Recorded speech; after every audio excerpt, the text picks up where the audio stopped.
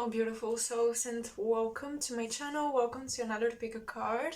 Today I'm doing a video that I've wanted to do for such a long time, but I was waiting for the energies to come through and I'll tell you why. So a long time ago I did a video called Messages from Venus. I was really inspired, it came through spontaneously and it felt really good. And this year, I think around September or so, I'm not sure exactly when, I remember I did a pick a card on messages from Pluto and beings from Pluto, so that was also unexpected. And I knew I really want to channel the moon and the sun because I've been working with those two celestial bodies through psychological literature, through esoteric literature, in my meditations. I've been working with these two a lot. I've been studying them a lot astrologically and their differences, and I was just waiting. Waiting for their energy to emerge within me so I know I can bring forward high quality messages and accurate messages, and just waiting for divine timing. And finally I was like, yes, now is the time. So I'm really feeling that I want to do two pick a cards, messages from the moon and messages from the sun, and they're gonna be separate. But today we're doing messages from the moon because I want to leave the sun messages for the end of December, the ending of the calendar year, but I want to give us a sense of rebirth. And I want to give us a sense of renewal with the messages from the sun. So I'm doing messages from the moon today in this pick a card, as you can tell by the title. And we have 3 decks per usual. I have oracle cards, by the way. I picked them and arranged the piles before I turned on the camera, so I'm not gonna be pulling from the oracle decks. I will only pull from the tarot decks that you see here. We already have oracle cards. And as usual, I will begin with the oracle cards and with intuitive messages and then get into the tarot. So, pile number 1, you guys are gonna be, oops, no, this shouldn't happen. You guys are gonna be the Baroque tarot. If you're into vintage, Baroque, aesthetic, this is gonna be your tarot. Then for pile 2, yeah, we're even more ancient than that. This is the Tarot de Marseille, and it's one of the first designs, and it's actually my very first deck ever, so my love for this deck is inexplicable and endless. This tarot, I just love it. I love the color, everything is perfect here. So this is pile 2. And for pile 3, my starseeds, I had to bring something for you as well. So you guys, the Syrian starseed tarot, it's really beautiful, really out there, really out of the matrix type of artwork. I love it. It's a bit more technological, so if you like collages and like this type of artwork on decks where you have photorealistic collages, this is the tarot for you. So yeah, 3 piles with different oracle decks inside of you guys, inside of the piles, you guys. Pick and choose, pause the video, look at the timestamps, calculate the numbers if you want to, or pick the numbers of the pile, and I'll see you in your reading. But before you click off this video, and if you didn't do it by now, quick disclaimer, I'm gonna sip on my tea because it's getting really cold where I live, and my voice is quite off at this time. I'm really working hard to keep my voice up. So I did make some tea to soothe my throat while I speak, and I hope you wouldn't mind some slurping, sipping sounds, okay? I know some of you can be turned off by that, but I just need a drink during my readings, So yeah, that's it. That's everything. Now you can go ahead and choose your pile, and I'll see you in the reading. Hi pile 1 and welcome. So let's take a look at your cards first, the oracle cards that I pulled for you.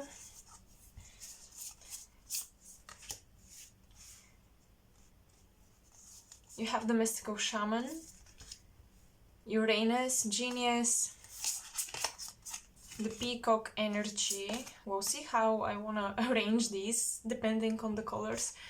Hestia, heart and the home. Oya with change.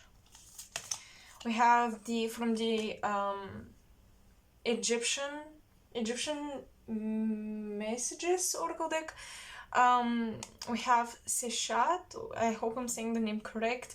This is the goddess of scripture, writing, wisdom, and science. And we have the one. Okay. Let's see. So I definitely want to bring this one up here. Just like this. Yeah, something like this. Okay, pile 1, your messages. So I kind of begin in order to look at the cards and see what their messages are. With the mystical shaman, I'm really thinking that many of you, the messages from the moon. So what is this reading about? Messages from the moon, lunar deities, lunar gods and goddesses, messages from any lunar being or just lunar energies, messages from your ancestral feminine lineages, the feminine energies from your ancestry, messages from your inner goddesses, okay? And yeah, that's pretty much it. But basically what comes through is a message some of you most likely asked your ancestors to answer, or you asked the moon for answers for manifestation. You worked with goddesses, with feminine energy. If you did that, this reading is really for you. This could be also from loved ones who recently passed on, because they go to the moon, to the lunar realms. This can also be for those of you who have passed on mother figures and grandmothers that you felt really connected to now. The mystical shaman, I'm getting many of you are re-innovating, structuring, figuring out anew how to practice your, I want to say your folklore, your almost heretic practices from your ancestors before we fell under the main branches of religion. Our ancestors, most of them, at least in Europe, but even in the Eastern cultures, they believed in some sort of pagan or heretic religion, a pantheon or something. And I do see that some of you are trying to reinvent how they did that. You're trying to figure out new modern ways to practice shamanism or healing or any mystical ritual and practices. You're figuring out a more modern, even collective friendly type of way, a way in which you can invite a community. So with Uranus, I'm getting that a lot of you are supposed to share your practices. You're supposed to write down the recipes, of your potions, of your healing herbal teas. Write down the steps to your rituals and maybe share them on social media with Uranus energy and with the peacock even. Don't be afraid to stand in your power and say, this is how I'm reinventing the wheel. I'm not gonna follow the rules. I may not follow tradition to the T, but that's my way of working with this energy. And I feel like this has to do with honestly healing the ancestral wounds, because not all practices that our ancestors did, even if they worked, it doesn't mean that they were perfect. You don't know how and from what types of spirits they got the energy and the results from with their mystical shamanic practices. So you are reinventing this with Uranus to bring it to a higher moral scale, to bring it, you're bringing in your awareness, a more expansive outlook on the world. Okay, now science knows that this would harm my body if I do it, or this science, or I guess, I don't know, modern scientific findings tell us that was not accurate, or this was a myth and that was a myth. Or you're bringing in a little bit of science, you're bringing in modern discoveries and the awareness of factual truth into your practice, and in this way you're avoiding mistakes that the ancestors did.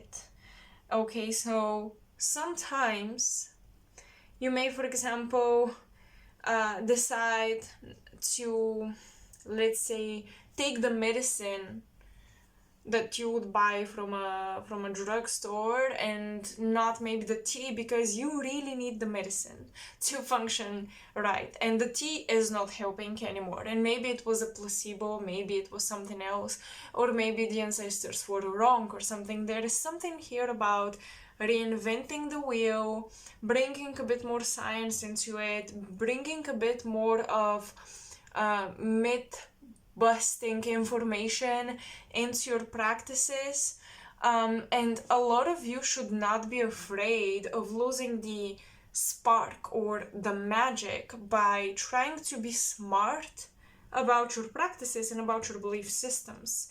You can believe in a lot of things and still keep a grounded mental state, still keep in your awareness factual truths, physics, etc., and still not lose the spark.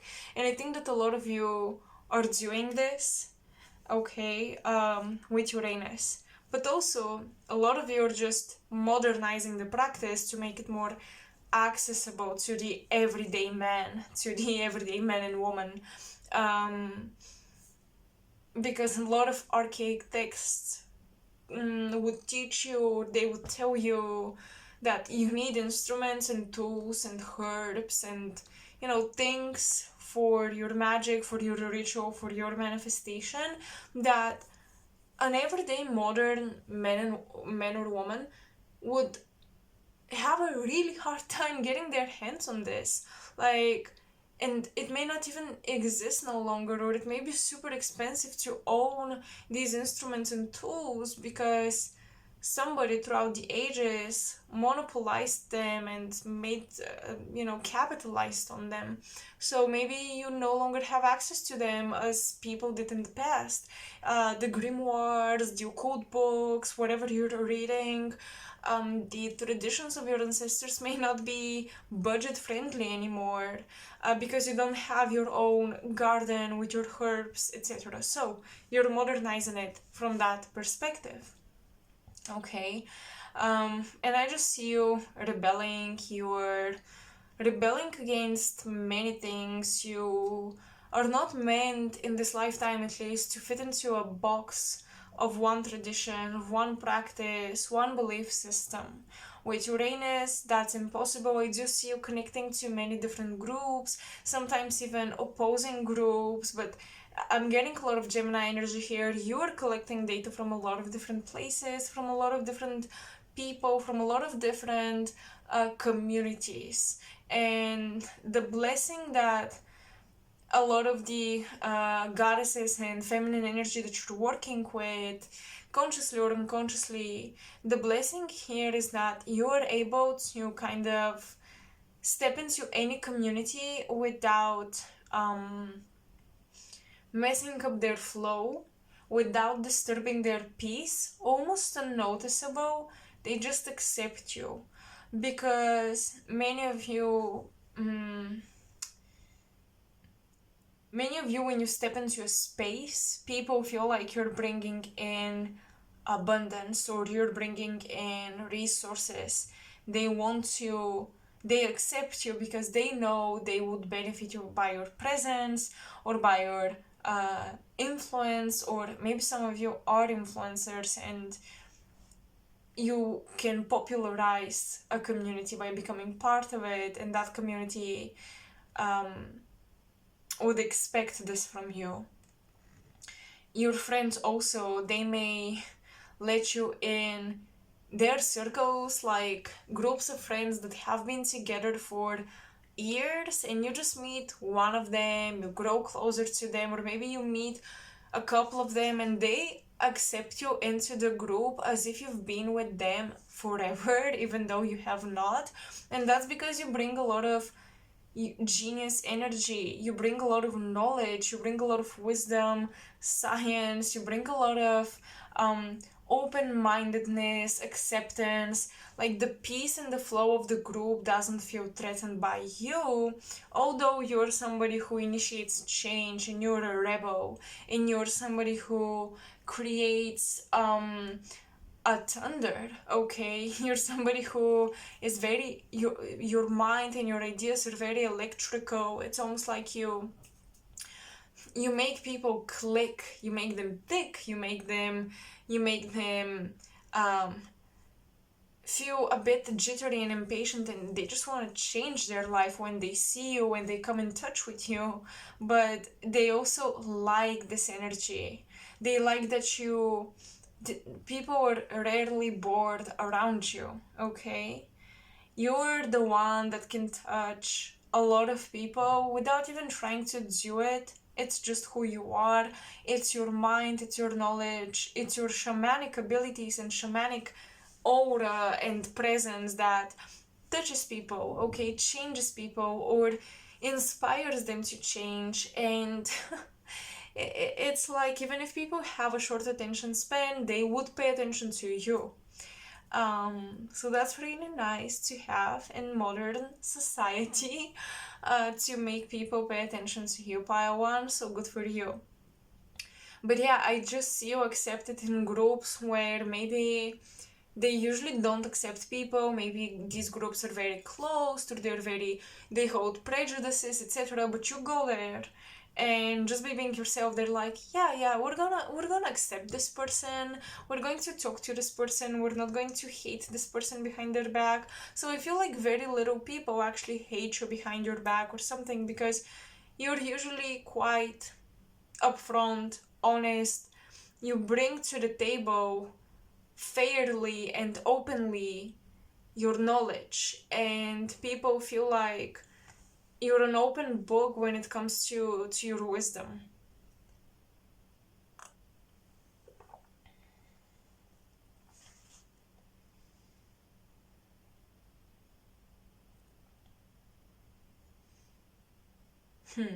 I'm getting that you're turning people who are non-believers when it comes to the spirit realm into believers, because with the peacock you have access to mediumship abilities, clairvoyance, and sometimes the messages that you bring to the collective are so shocking that people who did not believe in astrologers, in healers, in mediums, in psychics, they talk to you and they're like, okay, now I might be a believer, or somebody who, like, I might not be such a firm what's the word?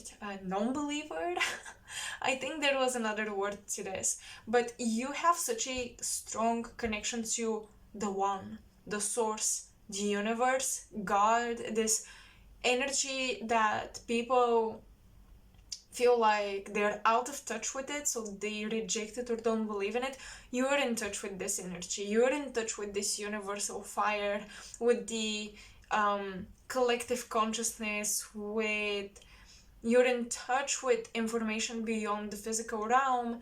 And when people sense that, when you give them this fire, you give this warmth to them, and they suddenly want to believe, they suddenly feel shocked. I feel like usually your messages, when they're on point, when they're accurate, of course, and I think that quite often they are, I feel like some of you don't speak too much like directly to a person. You prefer to teach universal truths, but when the message comes through directly for somebody and you say it to them, it's so on point, like you could not possibly know this, and people are in shock, in complete shock. They don't believe, how did you know that? Did you research me? And then they think about it, they try to think about it logically, and they can't figure it out logically. It doesn't make sense logically, okay? With you guys, when I was pulling your cards, honestly, I was getting a lot of red energy. And I was getting these almost like affirmations or keywords: empowerment, self-empowerment, power. Usually when I see the color red, I know it's the root chakra. I know some of you would say that's a low vibrational color, it's the root chakra, it's materialistic, but when I see red in my visions, I always think of power. Power, alchemy, fire, purification, like unstoppable potency and brewing magma. That's what I think of. And I was getting a lot of like this empowerment, like you are on your empowerment journey right now, Paiwan. And I was like, okay, we'll see what this is when I open the oracle cards. And I think that a lot of you are empowered during thunderstorms, when the weather is really chaotic. This is when you channel a lot of your magnetism. This is when you can, I wouldn't say manifest and plant the seeds, but this is when you recharge. When it's a stormy weather out there, when there are hurricanes and things like that, I know that natural disasters can be awful, and they're called disasters for a reason. They can harm certain communities really, really bad. So with all this awareness, I'm saying that message just so you know.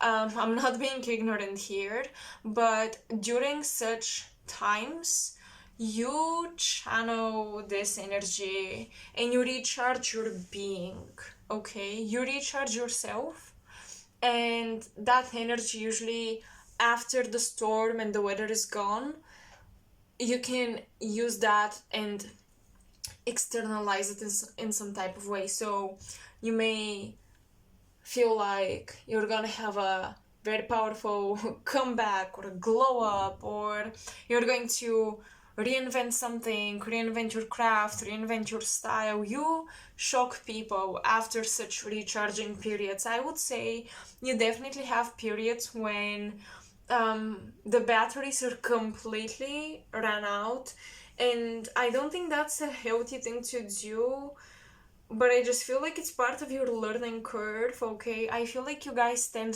to deplete your batteries fully and completely and wait for a storm. And while the storm is out, you are in your cave and you're recharging. You put the crystals out, they're channeling the stormy energy, the thunderbolts, they're channeling the rain, the moonlight.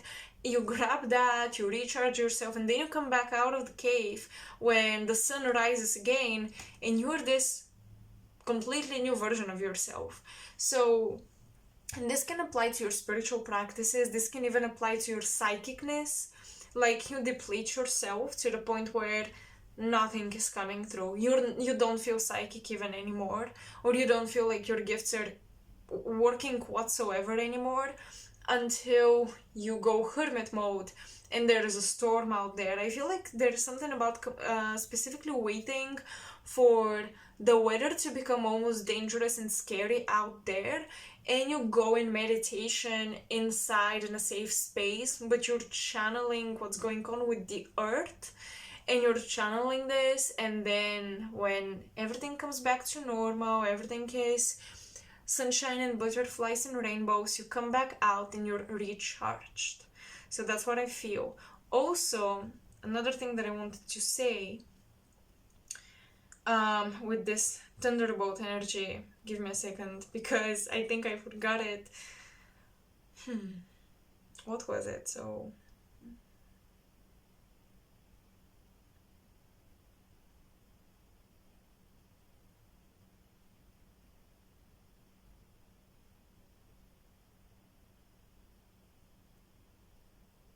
no, I think this is it. I think it's the weather thing. Yeah, so you shock people with your very on point messages. You're almost like a tower moment in people's lives. But in terms of the information you give them and breaking their belief systems, I wouldn't say you ruin people's lives or anything like that. You're not necessarily the catalyst, but you're a catalyst to their belief system. So that's it. That was the one part, and the other one was your ability to channel that stormy weather, because you have Oya, and I read about her briefly, and she is the goddess of thunderstorms. So that's very, very interesting. Okay.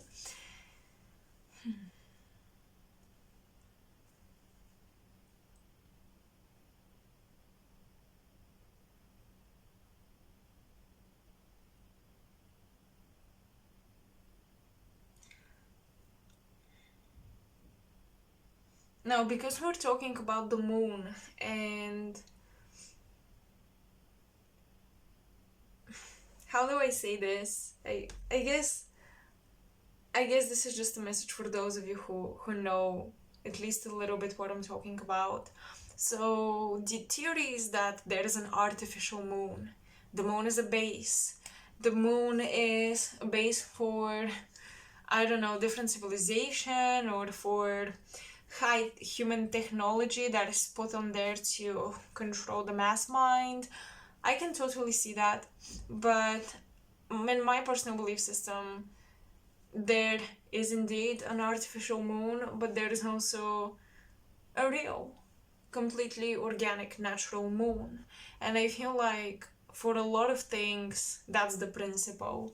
They mimic and mock the natural existence of something and they replace it with something artificial, but they never tell us it's replaced. But it doesn't mean that the moon doesn't exist on a higher level. And the moon is a very controversial celestial body in astrology, in myths, in a religion, in esoteric teachings. It's so controversial. I'm like, why do y'all hate the moon? And to some degree, I believe the moon was replaced a long, long time ago. Not now, not recently. Just because we woke up to the starseed agenda doesn't mean the reptilians or whoever came in the solar system yesterday. No.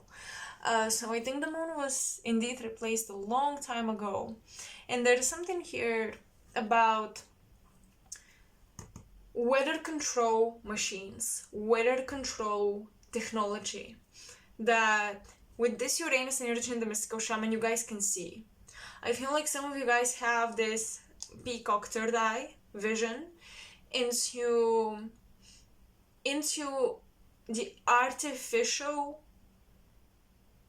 planes beyond the physical plane, okay? The artificially generated imitation of spiritual ascension pathways, and then the real natural ascension pathways and journeys and initiations.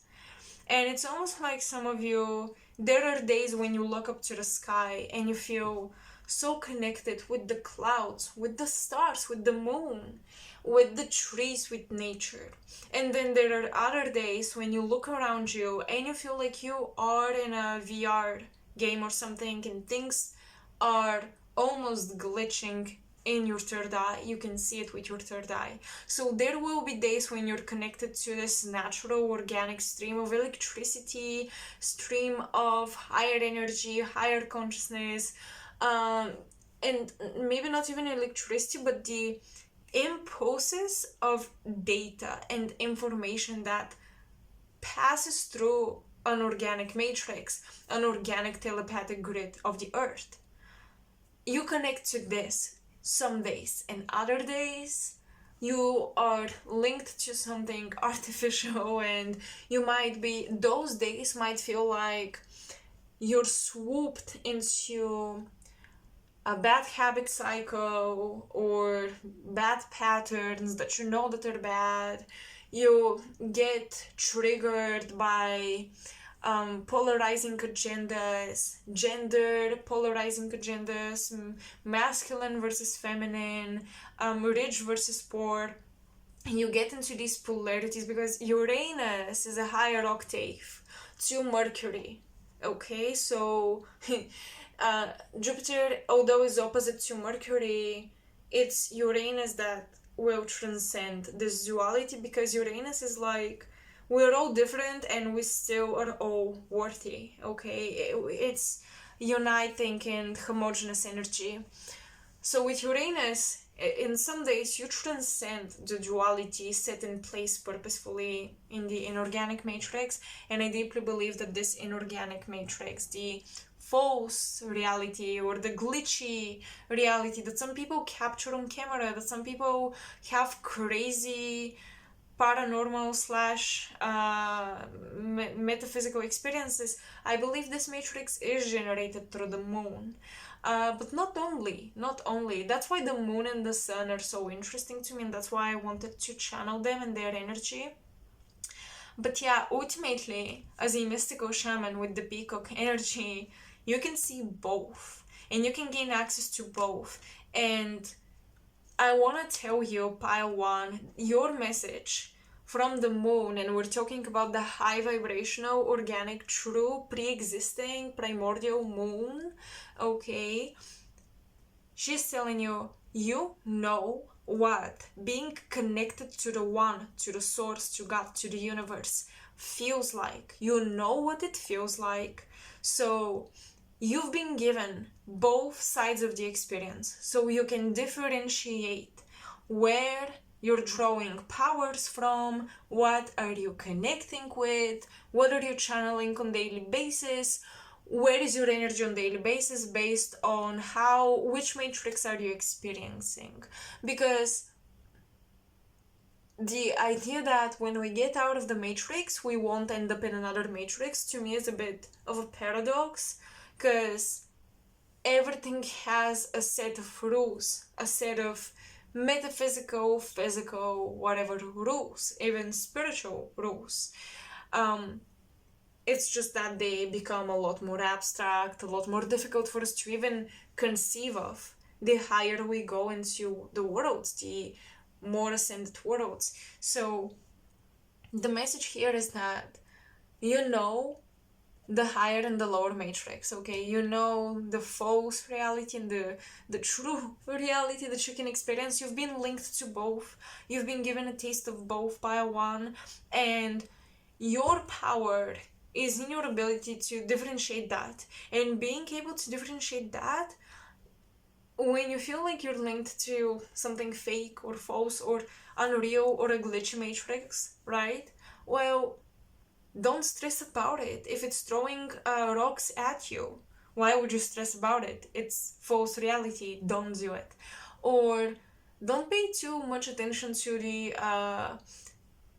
messages that people would give you when you're linked to this false matrix. Like somebody comes to you and complains, and the weather is shit, and the economy is shit, and this is going downhill, and blah blah blah blah blah, and you've been feeling off for a couple of days. Well, You're obviously not linked to your spirit guides, ascended masters, higher energies coming through your friends and giving you a message, because this happens very often. Actually, the people around us will channel our guides without them knowing. They won't come to you, tell you, I'm channeling your guides right now. No, they don't know.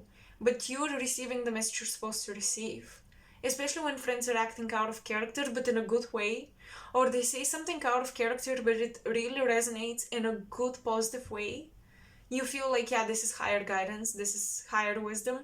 But when it's the scarcity and duality mindsets coming through and you've been feeling off, or your body is off, you're getting flu symptoms, you are feeling like reality is glitching, that tree was taller yesterday, what the fuck happened, or something like this. That bird, it's the same bird flying and landing in the same patterns in my backyard. So maybe it's not a real bird, maybe it's a generated glitch, right? So when you notice these things, pay attention and don't allow the rocks that are thrown at you in the false matrix to throw you off even more when it comes to your mood, when it comes to your vibration, okay? You have the vision, the mystical shamanic vision, you have the genius, you have the ability to shock the system, break the binary code or whatever code they're using. You have the ability to change it, to break free from it. But do you store the data? With Seshat, you're getting so much data. You're getting so much data, especially about the mechanics and it's very advanced data. With Pile 1, this is not a message for everyone perhaps, but I definitely feel like there are some people here watching who are getting very advanced spiritual metaphysical data, where when you speak, it may be hard for people to comprehend what you're saying. You may sound like a crazy mathematician or something, but that is higher language, higher metaphysical data that you're channeling. Write it down. Don't worry who understands and who doesn't.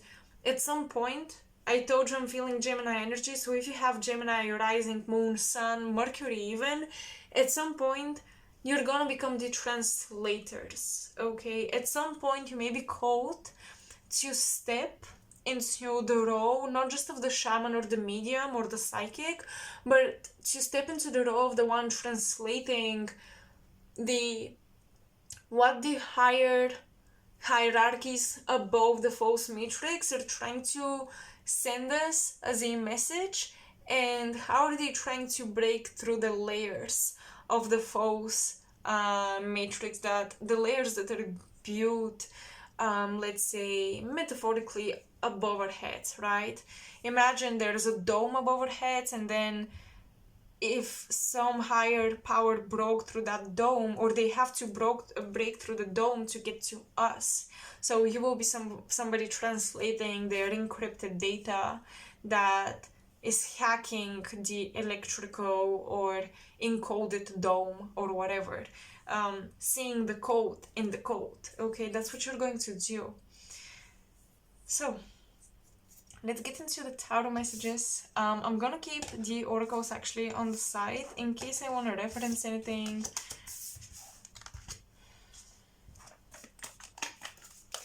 The Baroque Tarot.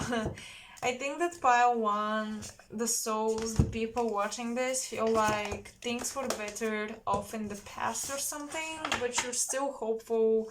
You see the potential of the future.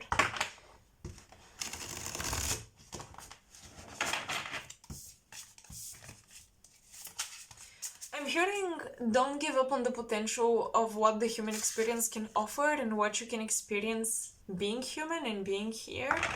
Don't give up hope on the potential you could achieve here, because some of you at some point gave up hope.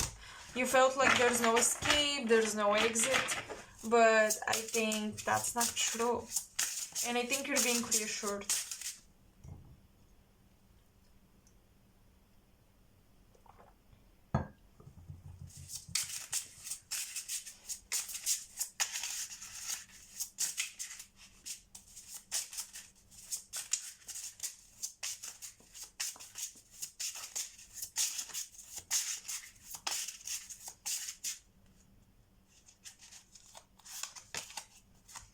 Nine of Pentacles.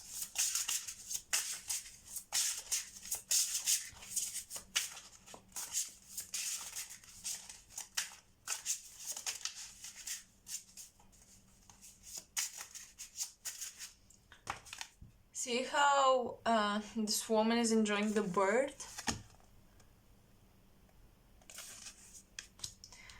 Correct me if I'm wrong, isn't this a mockingjay?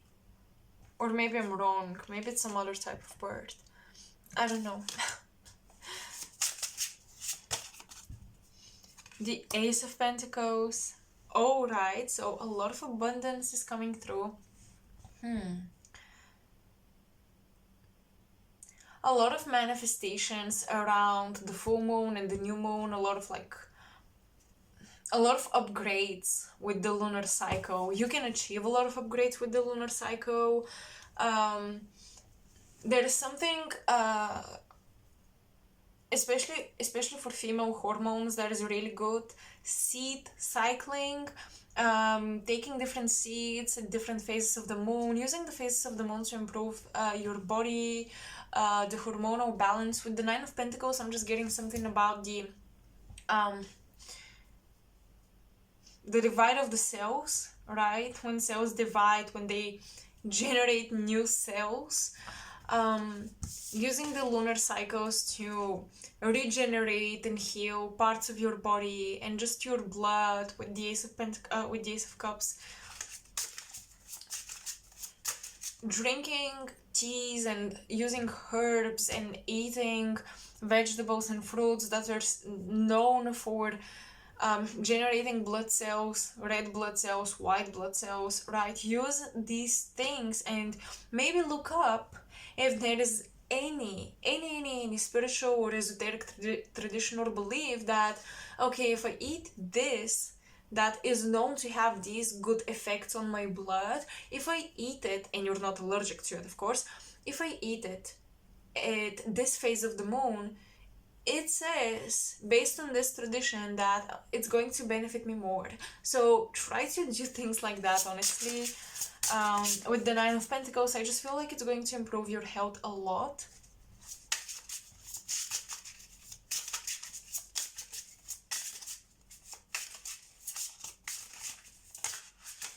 Messages from the moon. I feel like a lot of your desires will manifest or have already manifested, and even the fact that a lot of your desires are already materialized make you appreciate the soulful aspects of life a lot more.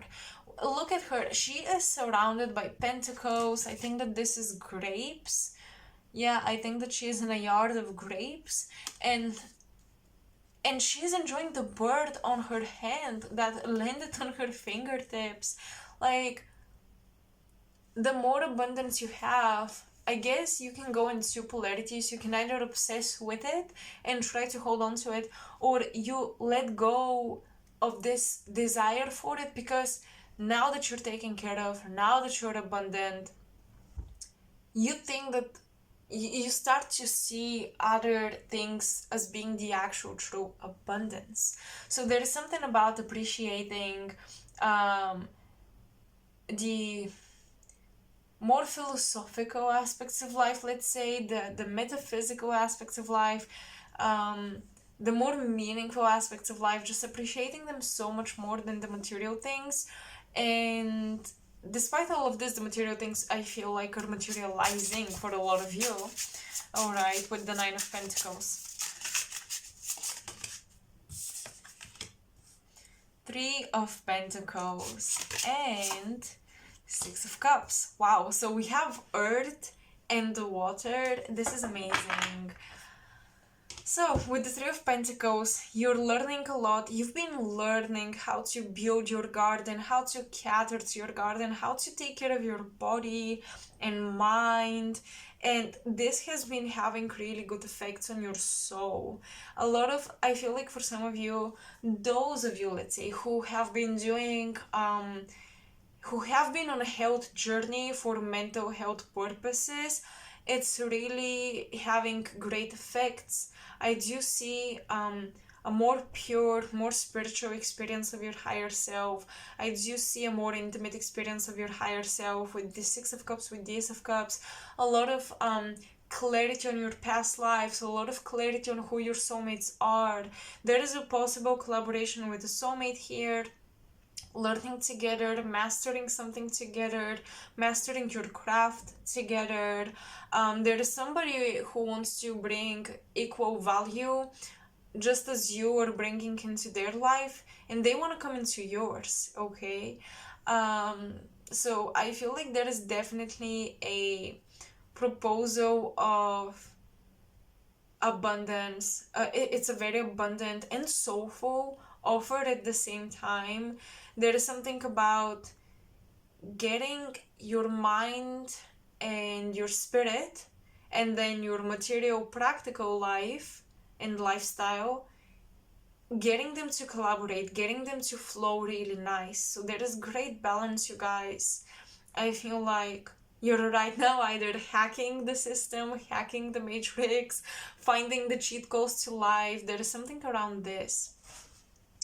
And to some degree, the moon is teaching you exactly that.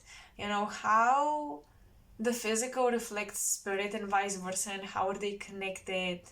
You know, the moon being so related to feminine energy and birth, giving birth, right? The moon and the new moon being, you know, the getting pregnant and then giving birth, etc. This journey, there is something about the moon energy and the moon beings and deities teaching you that in order to give birth to soulful things, it's not just the soul that needs to be prepared, it's also the vessel, the body, the material soil that needs to be prepared to take in this higher spirit energy, because you have Venus in Virgo here. So there is definitely something about uplifting, purifying, and improving the physical vessel, improving the physical form, cleansing it, prioritizing what is truly important for your physical form, whether this is more sleep, more walking, more fresh air, more water, whatever it is. The Nine of Pentacles symbolizes abundance, despite Venus being in detriment in Virgo, or not liking Virgo, because Venus is exalted in Pisces and Virgo is opposite to Pisces.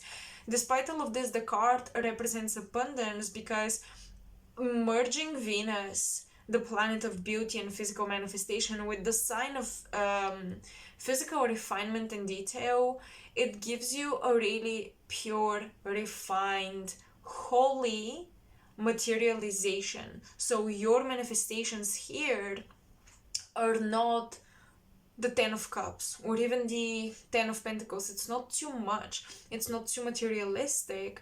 It's not too this and too that. The Nine of Pentacles, it's not even the Nine of Cups. The Nine of Cups is often about okay, you are overly stimulated, right? With the Nine of Pentacles, there is like a fine balance between the materialization, the form, and spirit, and basically you having everything you need. Nothing more, but nothing less. Everything you need to allow you to enjoy your life and to look at your life, to focus not just on the lower Maslow needs, right, in the pyramid, but to also focus on what's on top, to also focus on the meaningful things such as connections, bonding with family, or creating your own family, spending time with your loved ones, spending time in silence, spending time in stillness and meditation. You have to have the luxury to do that. So yeah, I feel like you guys are granted a great balance at this time, and use this time of great balance to learn. I feel like with the Nine of Pentacles, you have comfort and safety and stability to be able to invest yourself in a practice of study, in refining your hobbies, some of you might also very soon either be inspired by the moon artistically, creatively, or you're going to have an exhibition and the moon rules the masses.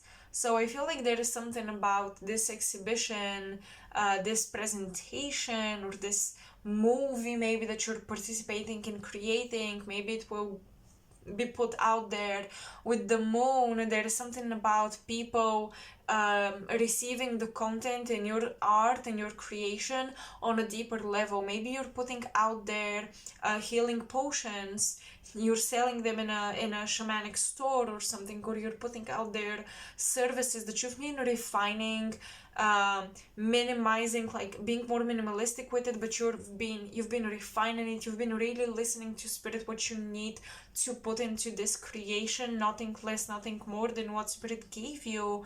It's very spiritually charged. And with the Three of Pentacles, I just feel like people will receive it on a very soulful level, on a very deep level. It's really gonna penetrate their subconscious. If you're putting out there affirmations, educational content, I feel like it's really going to affect the masses on a deeper level.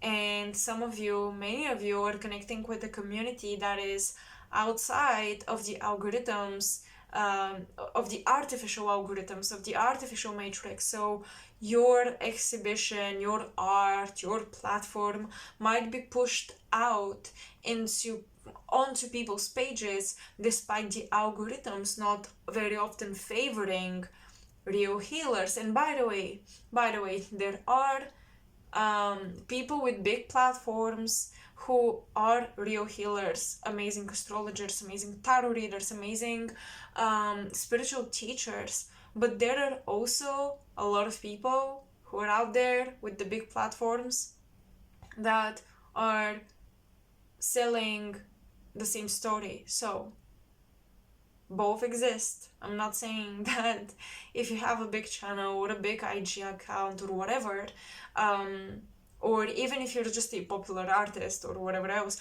you're just commercial and you're superficial and whatever. No, that is not true. But there is definitely, I mean, I cannot ignore the fact that these platforms are, ruled by certain people in charge, and that they dictate the algorithm. Okay, but we also dictate the algorithm, and that is where Uranus energy comes through. Like, we also dictate the algorithm, and I feel like you guys are going to create some glitch in the matrix of algorithms, okay? And you're going to break through or have a big breakthrough and be noticed by the masses. So if the moon is going over your 10th house, you may be feeling extra shy, but right now is your chance to be noticed. Right now is the chance for people to really connect with your content and what you put out there publicly on an emotional level and create an attachment to you. When your moon goes over your 10th house, even your 11th house, you may be very shy, you may be feeling introverted, but the paradox is that also the masses would feel emotional toward you, and it's more likely to build maybe smaller but long-term community rather than short-term popularity boom and then you disappear in the next 2 months or something. So amazing things are manifesting for you, and you've been learning a lot from the moon, with the moon. So yeah, I just hope this message resonated with you guys. Let me know in the comment section below. As you know, I love to read the comments. As you know, I read almost all of them, and if I heart them, it either means I saw that comment, thank you, or it means, oh, I agree with you. If I did not heart your comment, I either didn't see it or I just don't agree with what you're saying, because of course, different opinions. So I just want you to know that I read every comment. Okay, that's it. I hope I'll see you in my next pick a card. I hope you enjoyed this. I hope it helps you. And until next time, bye, Pile One. Hi, Pile 2, and welcome for all of you who chose the Tarot du Marseille deck. Let's see what your messages are. I don't know if all of you watched the intro fully, so I have my tea with me. I hope you don't mind. Alright, let's get into it. Okay. The ancient ones. By the way, with pile 2, some of the cards that I pulled, they just flipped with their face upward, and I saw some of them, and I was like, okay, we've got avian energy here, we've got Lyran energy here, but especially the avians, okay, the bird celestial beings from Lyra. This is what I was channeling with you guys. So some of you are connected to them, but I've noticed people who connect to avian energy are so rare. I'm getting a lot of like bird priestesses, bird priests, okay, metaphors and messages. And I also think that you're the types of people who you're connected to something, but in a very unusual way, if that makes any sense. You came into unusual information, you have unusual opinions about the mainstream agendas. Even in the spiritual community, even in esoteric teachings, you still have very unconventional, unusual opinions.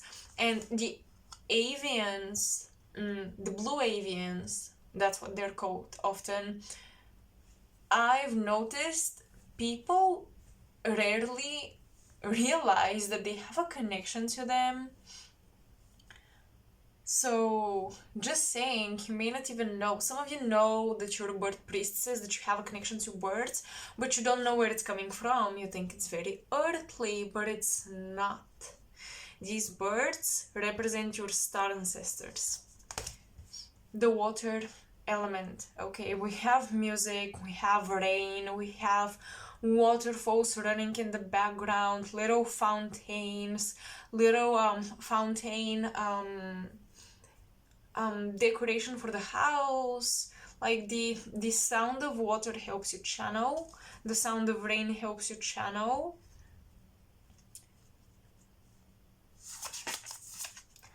Hyena. Oh wow. Okay, we've got water and fire element. We have villa, shape-shifting.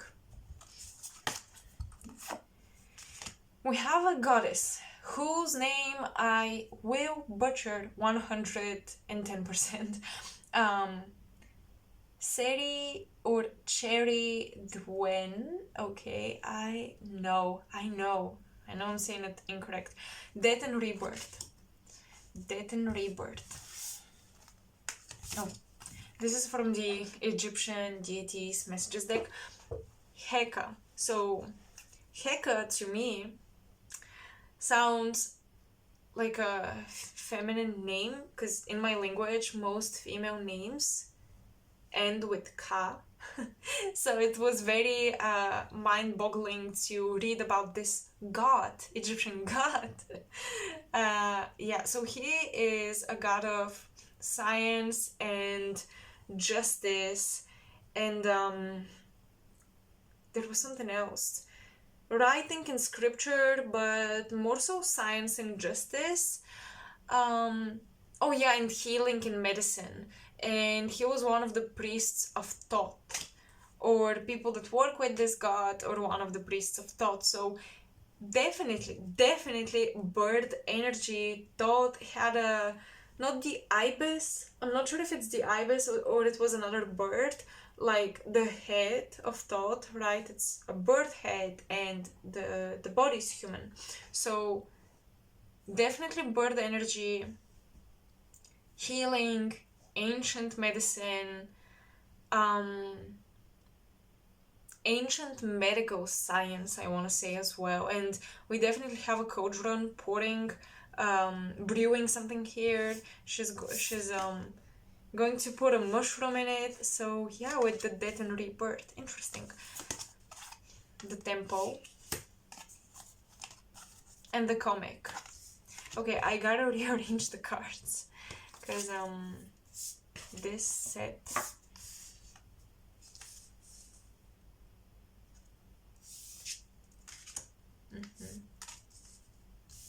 yeah, that's it. Okay.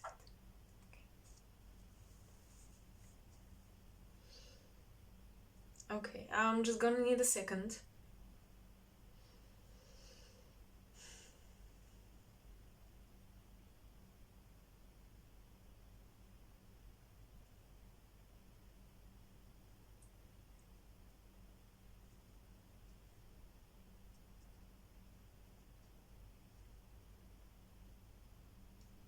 Do not mock your own gifts, don't laugh at your own gifts, and for the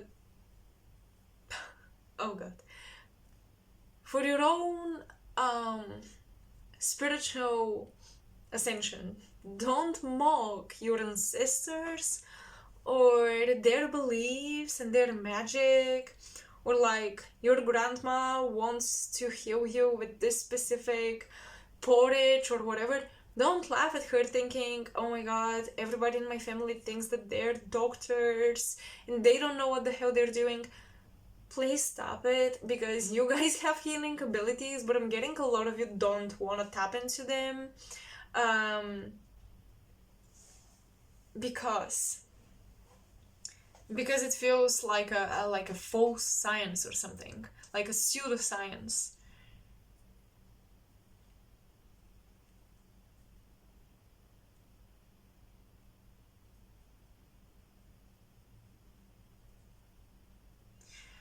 With the shape-shifting card, I'm getting a message, which some of you may know about that, but how birds represent the ability to access the upper realms, to access the heavenly and spiritual realms. So your ability to shapeshift into a bird is your ability to go into the higher spiritual realms. But shape-shifting for you is not limited to just the bird totem and what the bird symbolizes.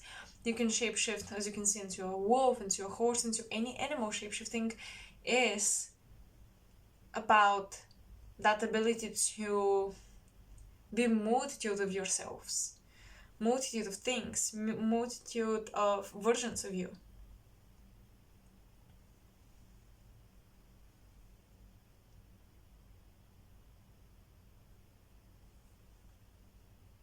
I'm getting a lot of doctors in the family, in the bloodline, who have passed on.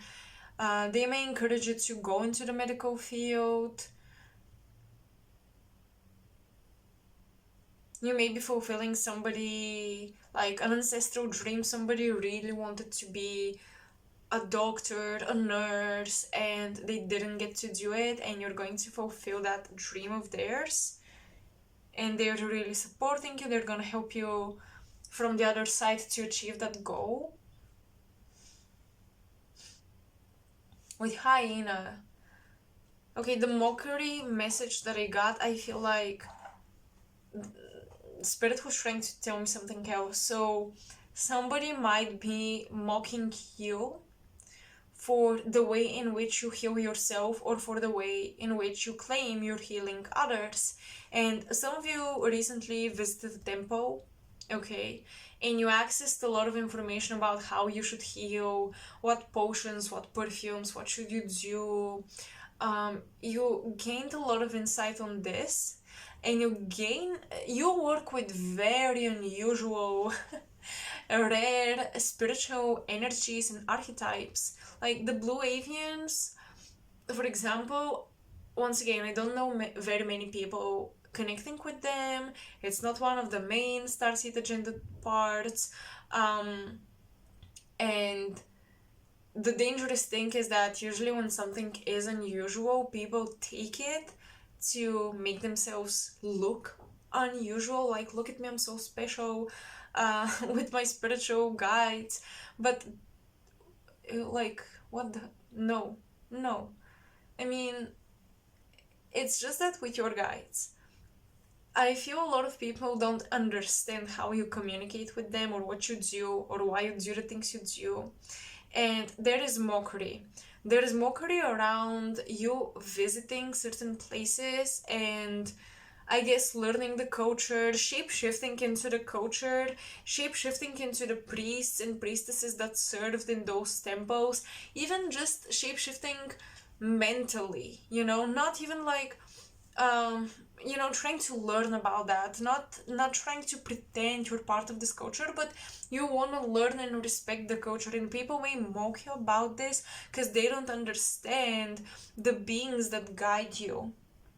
And you're really being guided to manifest as a lot of versions of yourself throughout many different lifetimes in one lifetime, this lifetime. So if you've embodied many different archetypes, the I guess Jeanne d'Arc, the warrior, then Thoth, the scientist, and then some healer, and then some high priestess, and like many different archetypes.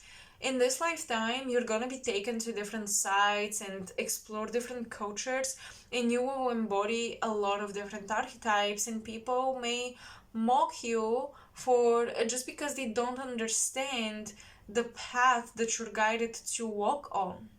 So don't allow them to make you feel like you're doing something disrespectful, or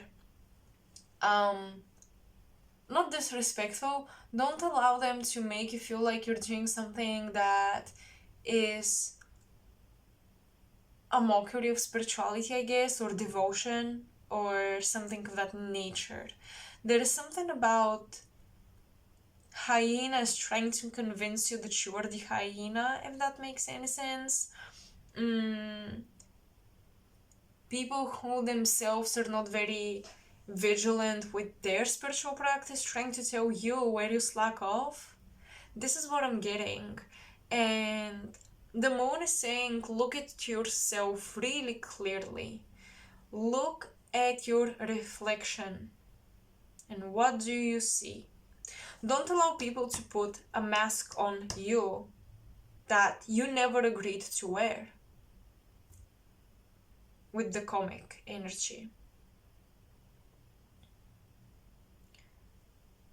You guys have the ability to alchemize really tough situations into humor. You have the ability to laugh during really tough times, and people don't know how you do it. Your smile is your magic. Your smile is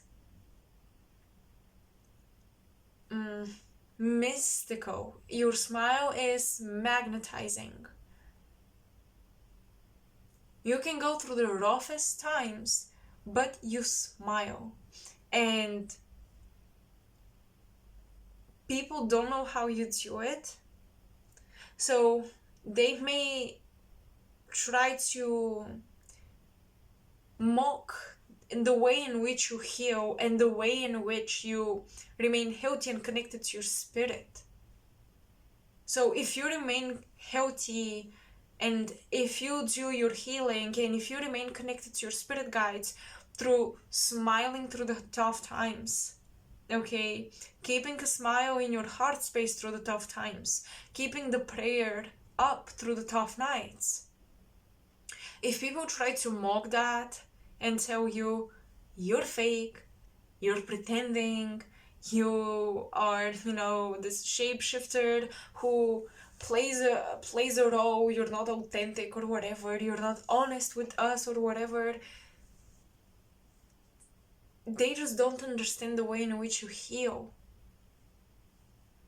Pile 2, you guys are not a spoon, you're not a bite for every mouth, period. And for the longest time you wanted to be, and I feel like a lot of you are going through the awakening that you're not meant for everyone. But this is what will make your journey even more sacred, even more authentic, because you're meeting a lot less people's expectations. So I'm getting that the moon, okay, your feminine ancestors, your feminine guides, the moon is saying a lot was taken away from you to realize that you are not meant to meet a lot of people's in a lot of places, in a lot of groups, expectations. A lot of doors were closed, a lot of communities maybe closed their doors to you, a lot of people were taken out of your life, maybe a lot of clients stopped working with you because you, if they remained in your life, you would not have allowed yourself to shapeshift. You would not have allowed yourself to experiment because you decided to do what you know how to do, what you know to do and how to do it. So, death and rebirth, the moon is saying something is brewing. A potion of healing for you is brewing. A magic is brewing. A new beginning is brewing for you. But you have to realize your new beginning, your shine, your smile, your magic, your mystical experiences, your tempo wisdom is not gonna be for everyone. Because you've shifted to an octave of speech, energetic resonance, and expression that so very few people on earth vibe with, that I feel like if you try to push down this to the mainstream, people are immediately going to reject it. People are immediately going to mock it.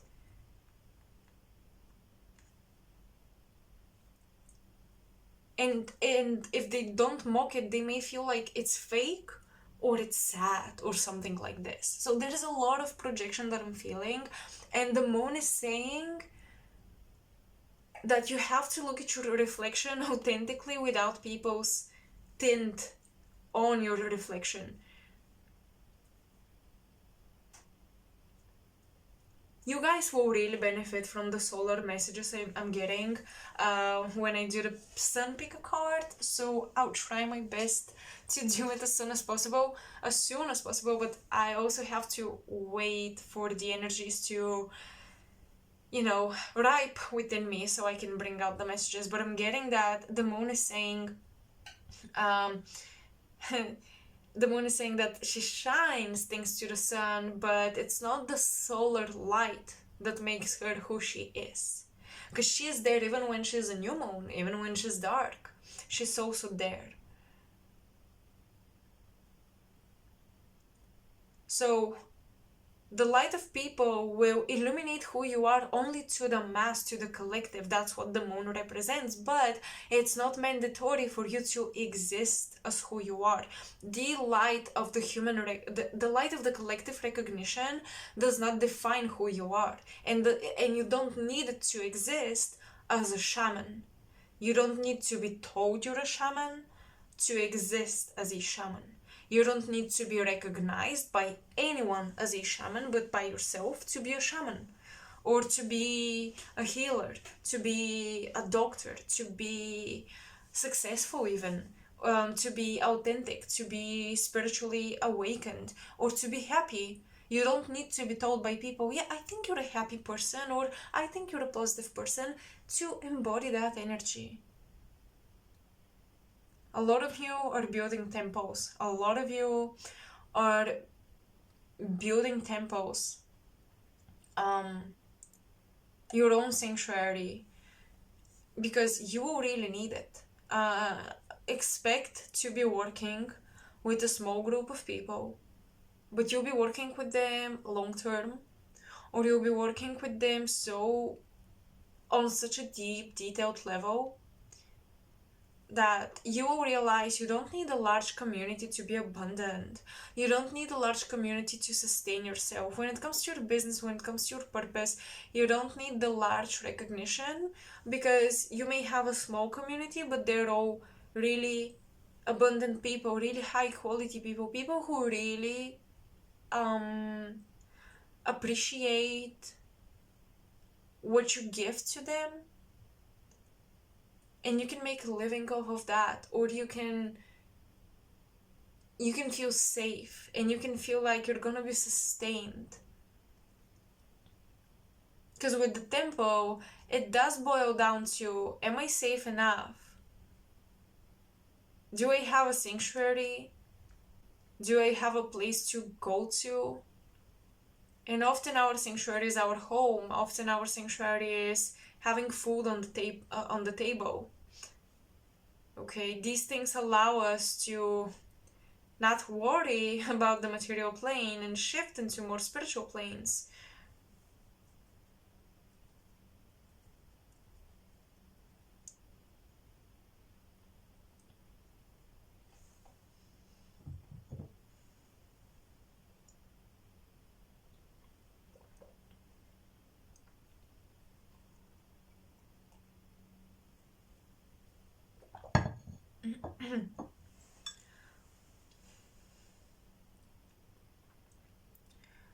I feel like I want to pull tarot cards. Let me pull tarot cards because I feel like there are still messages in here, but I do need some tarot cards, okay, to clarify some things.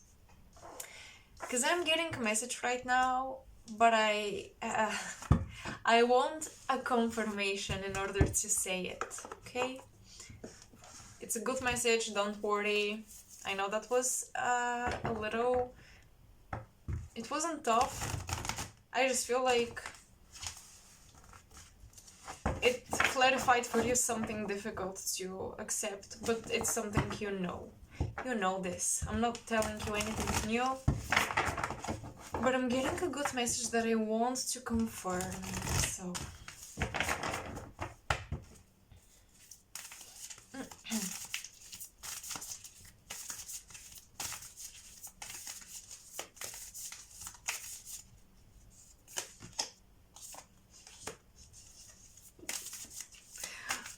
Oh my god. Yeah, I'm laughing because you don't see my face, just so you know, I'm laughing.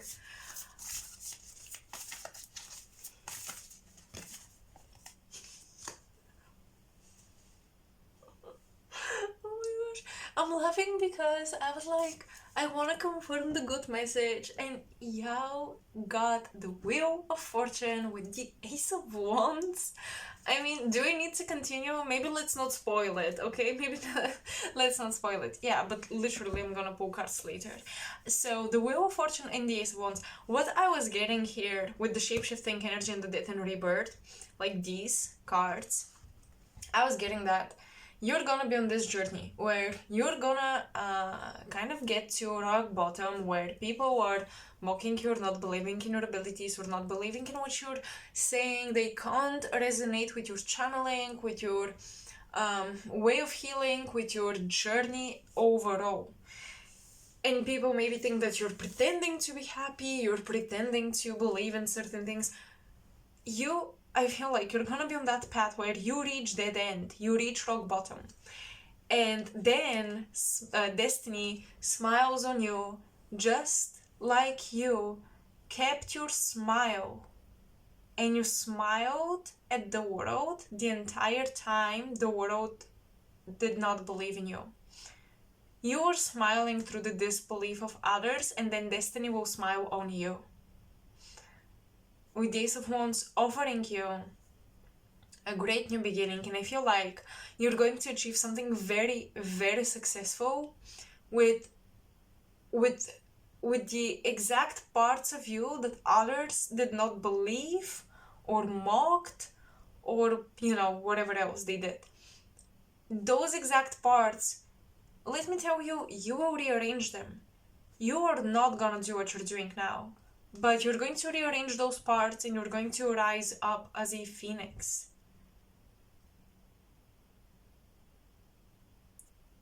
You're gonna get the opportunity to change the entire narrative of your life. If you were someone very undisciplined, you didn't have a house or apartment or whatever, you didn't have a partnership, you didn't have a community, whatever it is that you felt you lacked, but you were still smiling through it, okay? You're gonna get the opportunity to change this, to change the entire narrative, to change the entire, I want to say, lifestyle, to change the entire image. And it's funny, but I feel like some of you will become well known or respected in a field in which years ago you were mocked. And I feel like there's something about there's something about creating a new platform, opening a new office, opening a new brand, something like this, and people love you, right? Everything is going good, and at some point there would be those old clients or people who knew the old version of you. They will stumble upon you. I feel like you're gonna reinvent so much that people won't even find you because your usernames would be different. Everything would be different. So Spirit is saying, the moon is saying, when you're given the opportunity to change, transform completely. It's not about changing your values, who you are at the core, but transform completely. Don't try to bring in any old pieces of you into the new beginning. But yeah, when you do that, there would be people that accidentally, they knew you before, they will accidentally stumble upon you, find your office, see your brand, see your ads on Facebook or TikTok or Instagram or whatever. Just find out about your change and they will be like, oh my god, pile 2 is unrecognizable. What did they do? How did they come up with this idea? Were they always so good? Did they always know so much about this topic? Were they always so abundant? Were they always so respected? They would be like, maybe my memories of Pile 2 in the past are wrong. Maybe they always had this wisdom. And it's, who is going to laugh then? Well, I don't think it's gonna be you. I don't think you're going to mock these people, but let's be real, with the Ace of Wands, there would be a sense of accomplishment and a sense of confidence and a sense of, see, I knew I was walking with a higher power next to me. But nobody else saw it, nobody else believed it. But you believed, you knew it, and it's going to manifest. Wow. Okay. Because, people, you did that. You went seeking out temples outside in different countries, in your own living space. You were seeking out temples where you could confess your fears, your worries, where you could drop the smile, be vulnerable. But your power will come from the fact that you would become the temple.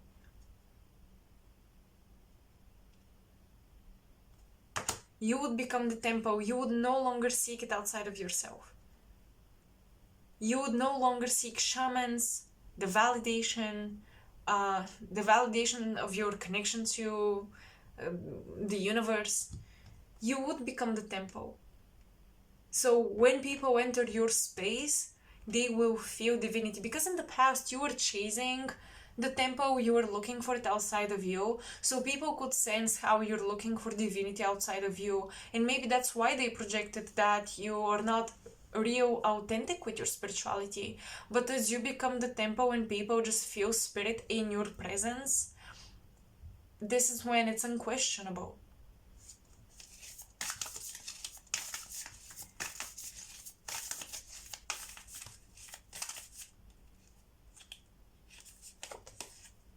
Queen of Cups, you are the temple, you are the spiritual source, you are the link to the other realms, you are the portal that people will pass through to access their spirit. You will exude so much spirit.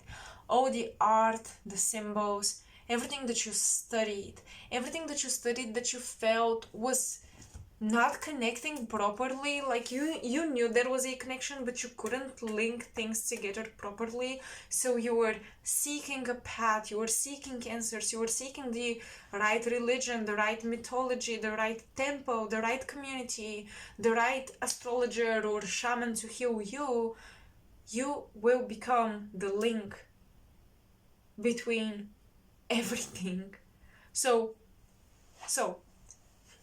it's not, you are not the pieces to the puzzle, and you're not these puzzle pieces and you feel like you're so distorted and you're looking for a connection and you're looking for coherency outside of you. You are the link that ties everything together, and you attracted the pieces to the puzzle. You are not the pieces to the puzzle. You are not the career. You're not the studies. You're not the, I guess, the community, or you're not the supportive partner. You're not the house, right? You are the substance that connects these pieces of your story together. Because the main character that walks through the myth is not the outside world. They are not the background. The background makes sense thanks to the main character. So you will realize that you're the main character, and the background in your life makes sense thanks to your existence, not vice versa. You don't make sense thanks to your life. Your life makes sense thanks to your existence. This is when spirit will shine through you, and in a way in which people will see it, because spirit is always in us. Spirit always shines in us, but it doesn't always shine fully through us, okay? It's not always recognizable by others. And you trusted the process, and this will pay off. Your trust will pay off.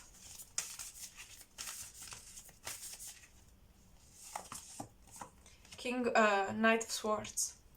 Your message, finally, the words, the message from the subtle realms will make sense. They will be coherent. And there would be news about you, okay? With the Knight of Swords, I feel like good news and good reputation will spread about you, because the surrounding cards are really positive. So pile 2, that's all I have for you guys. And I just hope it resonates. I hope it helps, and I hope it wasn't too heavy. I know I can do that sometimes. I just sometimes feel like I need to dive into the problem, hoping I can solve it. I know I cannot solve it for any of you. I know it's your job to do that. And I just hope that this message is going to be useful in some practical type of way, or at least emotionally and spiritually supportive at this time. So let me know in the comment section below if and how this resonated, and I promise you I read all my comments. So yeah, I hope I'll see you in my next pick card as well. Until next time, bye. Hello pile 3, for all of you who chose the Syrian Starseed Tarot, this is gonna be your reading. So let's take a look at your oracle cards. This box is huge. It casts a shadow. It kind of bugs me, but anyway. Oh yeah, right. So pile 3, I forgot. For you guys, when I was pulling the cards from the Black Moon Astrology cards deck, these two came up like this, and I did see them. So I saw that it's a solar and a lunar eclipse, and I felt like it was meaningful because the solar eclipse was reversed and the lunar is upright. So they just the two cards jumped out of the deck and they landed, and I was like, okay, I see it, universe. I'm gonna take these cards and I'm gonna leave the one of them reversed. So you're getting the solar eclipse with revolution 44 reversed, and lunar eclipse change 43. And also the solar eclipse was before the lunar one, so that's the order of the cards. I just feel like these two coming together in this manner is very meaningful. So we'll see what comes through according to the surrounding cards, because the rest I don't know.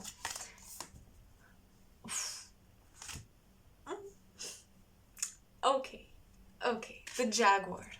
You've got the Jaguar, and if you know, sometimes I change the avatar of my YouTube channel and my Instagram account from the head of Sekhmet, from the illustration of Sekhmet, to a panther / jaguar.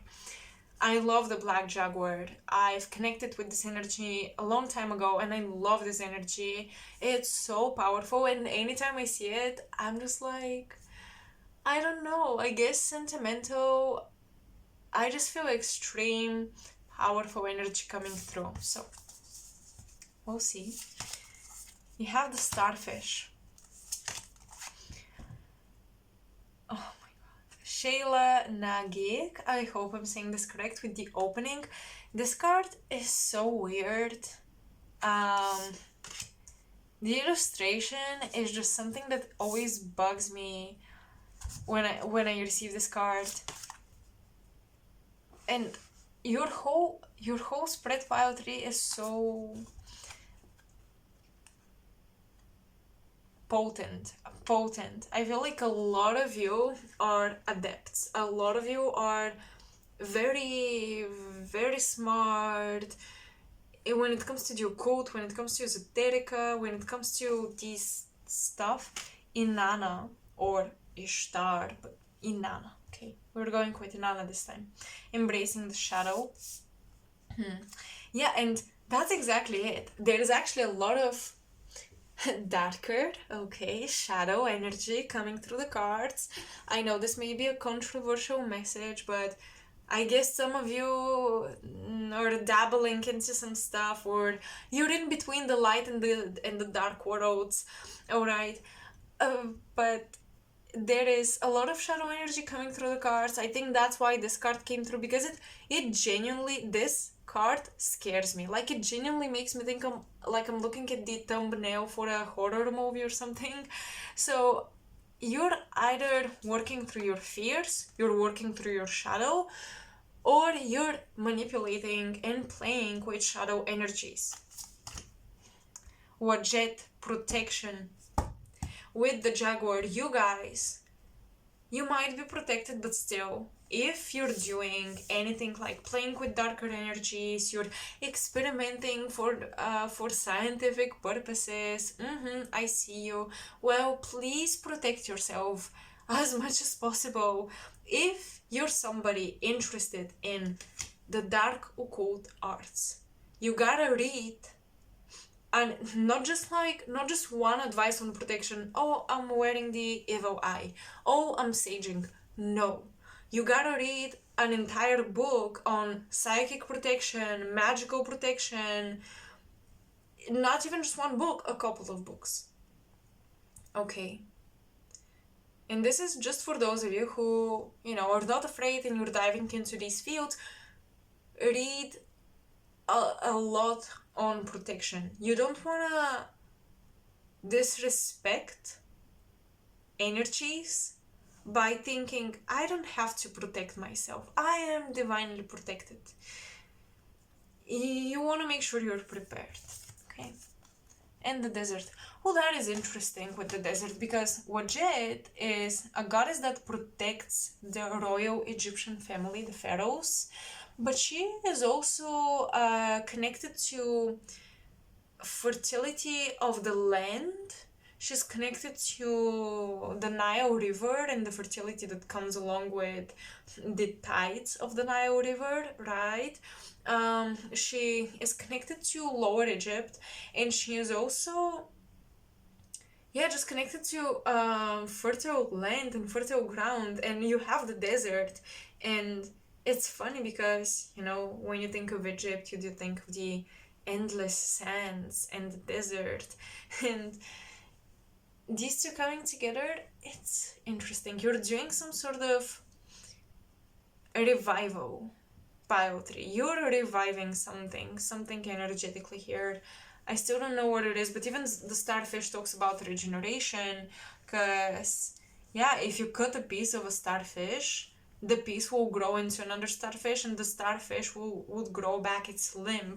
So there is a lot of regeneration. Even here with the opening, I'm going to read from the guidebook with this card because I have a resistance to channel into the image, but what I'm getting with this is something that felt dead, or like dead end, or like something that felt not inspiring anymore. You're reviving it in some sort of way.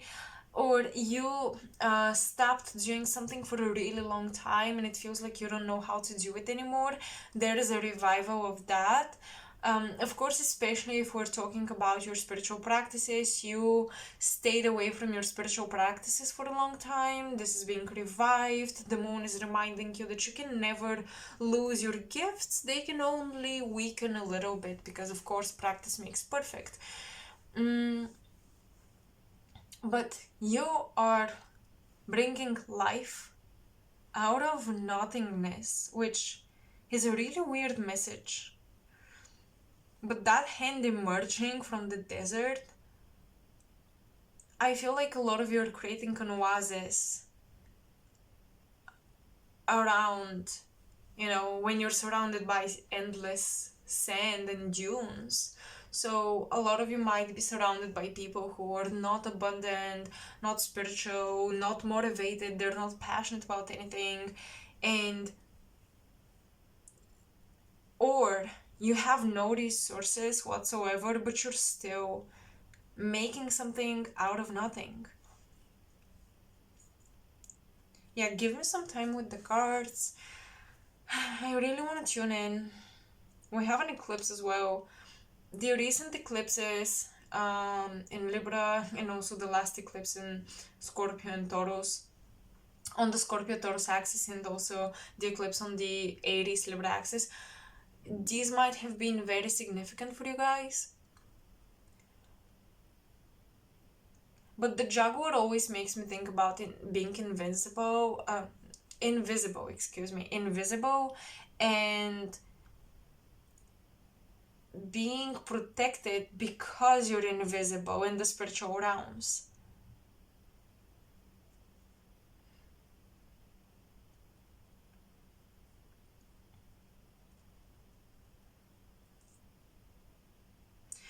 Okay, I'm suddenly not so afraid of this card. I feel like I'm accepting it now. And I feel like she's even kind of cute. She has a genuine smile on her face. Okay, I think I am embracing the shadow in this reading. There is sexual healing happening. Embracing the sexual magic, the sexual liberation. I feel like some of you are moving through the ups and downs, a roller coaster of demonizing and respecting sexual energy, demonizing it as something low vibrational, and then suddenly seeing it as something divine and spiritualizing it. So, because what is taboo about this card, I think, now that I'm digging into my subconscious, is that this is an old woman that is channeling her energy, her sacred spot energy. She's channeling that, and that is a very taboo thing. That is a very socially taboo thing, unspoken of. When people grow older, they suddenly stop having these urges, when that is not the case. So there is something about embracing the shadow, or something socially taboo about yourself, that you felt like you have to judge it, but from a spiritual perspective. Like, okay, I think that this is socially taboo because it's not sacred according to this belief system. When in actuality, I think that now you're stepping into new belief systems, new teachings that are telling you it can be sacred. It can be sacred. Who told you that it isn't? Who claims what is sacred and what isn't? Who wrote that? Cite the resource of this, like cite the book, cite the author. Who told you that this is not sacred? So I do see a lot of liberation from taboos. And at first it may feel like you're freeing this chaotic shadow aspect of you, but because you're protected, there is something about freeing the shadow without harming your light, if that makes sense. They're kind of working together.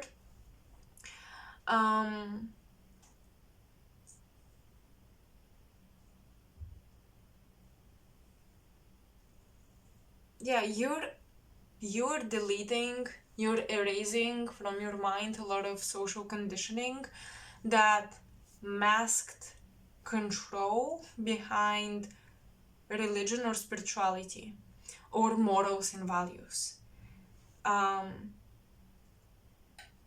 You were controlled by certain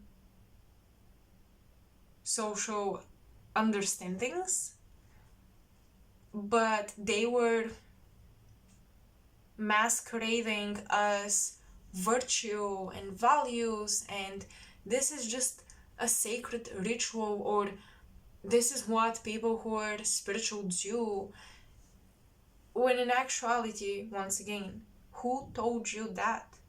And who is benefiting from you believing this? So you're reclaiming a lot of your powers that are socially taboo and controversial. And it doesn't mean you're just dropping all of your morals and all of your values just like that and, I don't know, becoming a very immoral individual. It doesn't mean this, but you're definitely recognizing the cage, the golden belief systems cage that you accepted to be locked in.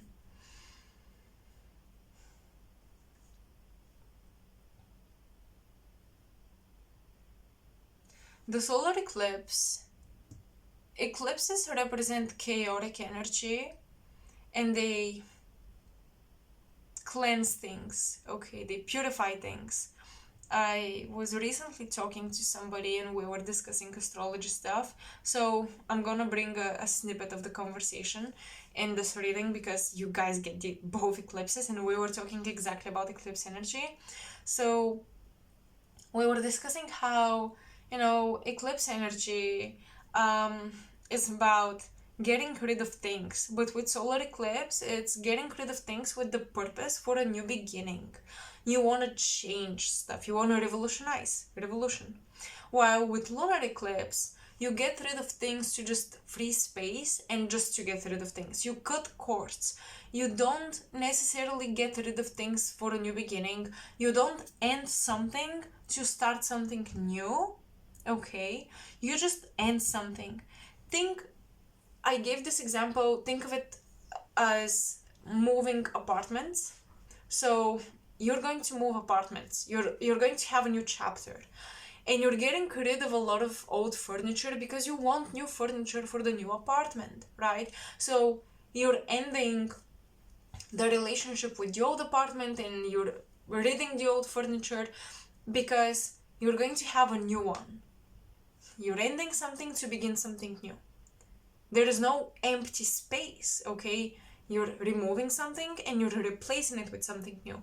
But with lunar eclipses, the moon, with lunar eclipse, you're ending something and you're left with emptiness. It's just empty. You did not replace that. It was time to end it. You didn't need new shoes to throw away your old shoes. You've got enough shoes. You've got enough things in your life. You just knew that this one thing in your life was outdated. That is the difference in how eclipses play a role. And that's why solar eclipses are about new beginnings. And that's why lunar eclipses are about endings. But they're both very karmic and they both talk about chaotic energy that sweeps things away that no longer serve you. So your new beginning is reversed, which means that you are not necessarily reviving something, or you're not bringing to life outside of the desert something new. You're not doing something new. You're still doing something you've done before, but you're cutting cords with some of the aspects of that. So whether this is your spirituality, it can be relationships, how you do relationships, what do you expect in relationships, how do you protect your magic, what type of magic are you doing? You're getting rid of some of your spiritual beliefs, you're getting rid of some of your spiritual practices in order to create more emptiness and just to have more space to breathe. You don't need to replace it with anything new. You're working with what you've got and you're cutting cords with what you have to cut cords with. So that's the beauty of it. Because with the solar eclipse, I'm thinking more of it's kind of like consumerism type of minimalism. I'm gonna buy a new phone, that's why I'm selling my old one. Or I'm selling my old phone to buy a new one. That's not really minimalism. I'm gonna sell these clothes to buy new clothes. Is that really minimalism? You're selling 5 pieces to buy 5 pieces. Is that minimalism? Because the space is going to be as cluttered as it is now. That's solar eclipse energy. I'm doing this to have a new beginning. There's no time for emptiness and stillness and, And it's funny because we're channeling the moon. So the moon is saying, you're working with me now, child. You're not working with the sun. I'm giving you the messages.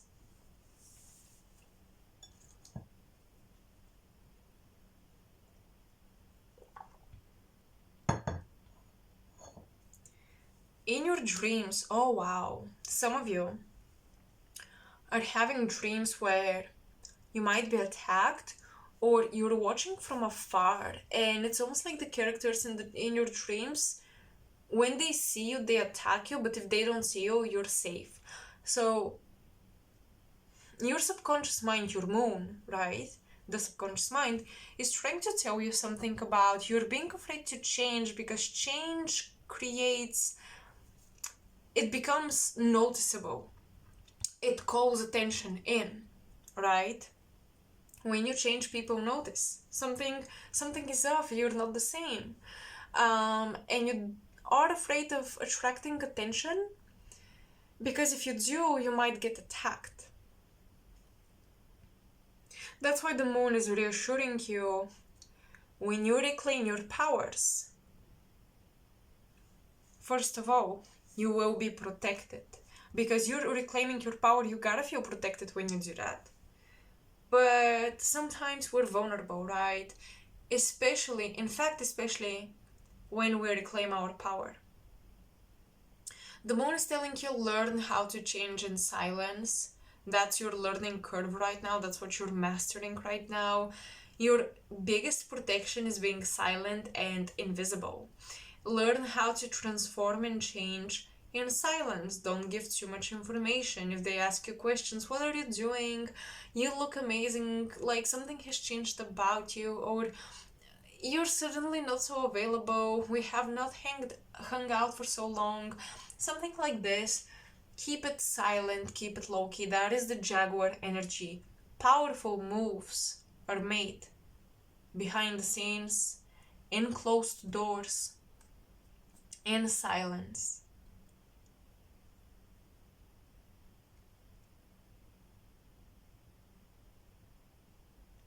Because you've accessed a portal and a portal to dormant energy that you've been sleeping on. And it scares you because you don't know how this will change you. You don't know how different people will look at you. Especially if you're in the desert and you become the oasis all of a sudden, if you transform in a way where, yeah, you may be silent, right, to protect yourself. Getting the moon hides you. Wow, okay, I'm hearing this message. The moon is hiding you is hiding you still. She is still hiding you. She is still keeping you safe and protected. Nobody will know about your change and transformation. But if you become an oasis, when you're surrounded by desert and dunes, of course people would notice. People would want access to that life. People would want a piece of you. And that's when you will have to actively protect yourself, not just passively by being silent, but actively protect yourself, actively learn how to do that.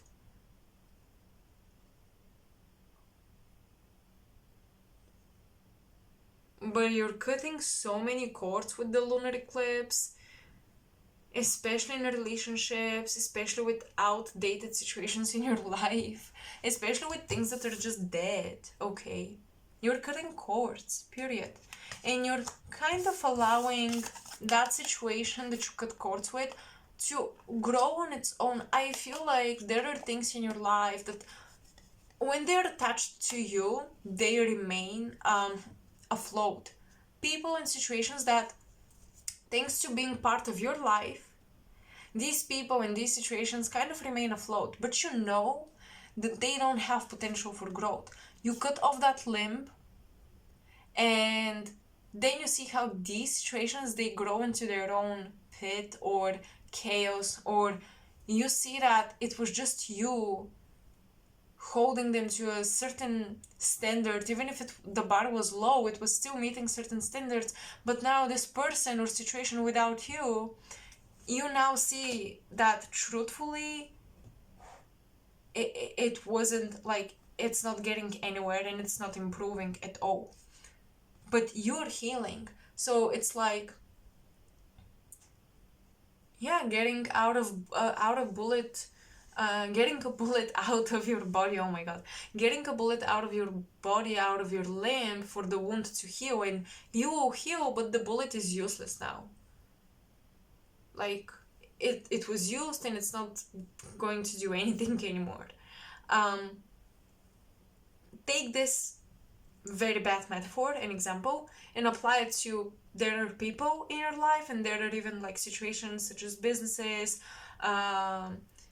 scholarship, or I don't know, apprenticeship, something, some situation where you're involved with other people, companies, groups, projects, structures, that they remain afloat thanks to you giving your life force to them.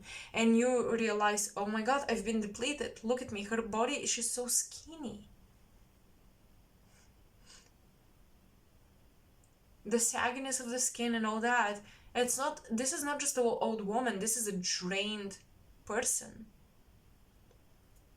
And here, the animal, the jaguar energy, the freedom, it's almost like it's giving back the life.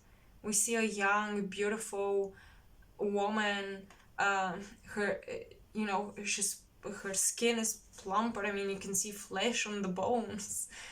She is nurtured after cutting the cords.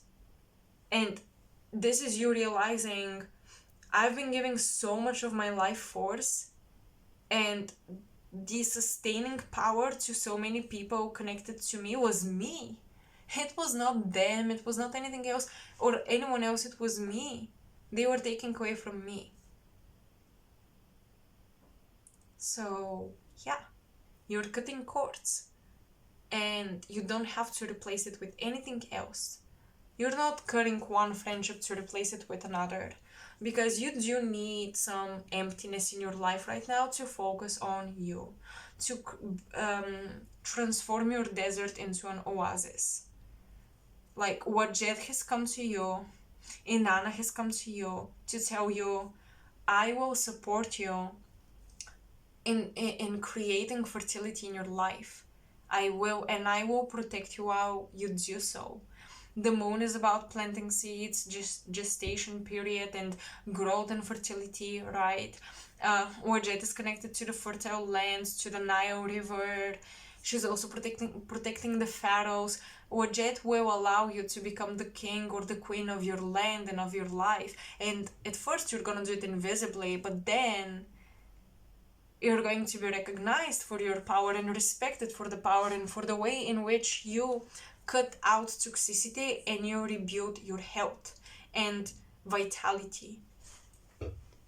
So I'm leaving the cards because there is definitely more to pull from these cards and more messages to come through, but I want to pull some tarot already. Therefore,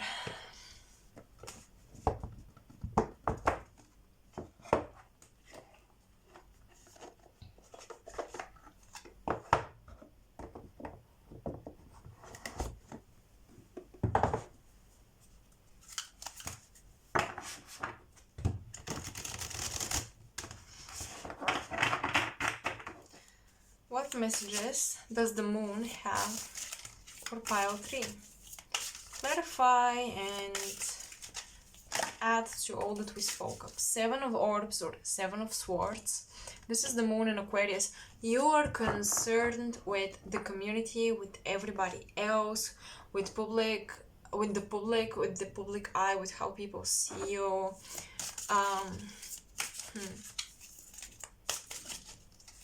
Different phases of you. I'm hearing different phases of you because the 7 of swords, the moon in Aquarius, there was one description how I remember this one deck. I think it was the Book of Thought tarot deck, where every sword had a different handle, and it was said that this is the moon in Aquarius because every man is different, or every sword is different, and because of that they don't work very well together, they clash.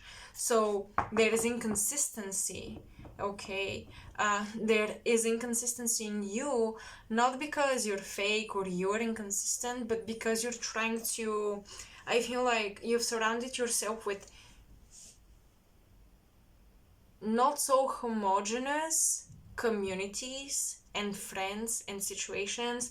Like you gotta wear a different hat with every person in every place you go, and that is so tiring.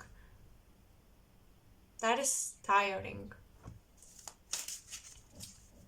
Like you have to bring a very specific version of you to the table with every different individual in your life, because every different individual of your life needs a different piece of you. Some of them benefit from your knowledge, others from your money, others emotionally, but everyone wants a piece of you, pile 3. And as the Jaguar, you gotta hide. You gotta hide and rebuild strength and lick your wounds in silence, somewhere hidden and protected. Sage of Crystals, or the I'm not sure if this is, I think this is the Page, not the Knight of Pentacles. I think it's the Page of Pentacles. You're offered a gift, okay? 7 of Swords and the Page of Pentacles. Yeah, stop trying to help other people fulfill their ideas and become so distracted from fulfilling yours. Sometimes you may feel like other people have more valuable ideas, especially if you're in a partnership or with friends who are very dominating personality-wise. Like you may want to support your partner with their business or your friends with their career or something, and stop doing it.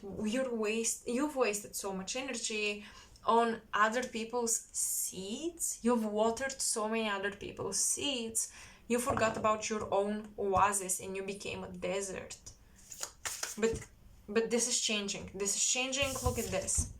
Inanna is pouring this water as they touch hands, as your light and shadow collaborate, as you become a bit more aggressive, just enough to place boundaries, as you show that I can be dangerous too, don't play with me. As you start to show this energy, suddenly abundance comes into your life. Suddenly you connect to your inner resources. You become overprotective of your Ace of Cups. You become overprotective of your fountain of life within you. That's it. That's what you're doing. That's what you need to do. That's why the moon is saying, you're so interesting. You have so many phases to you. Why are you thinking that other people are more interesting than you?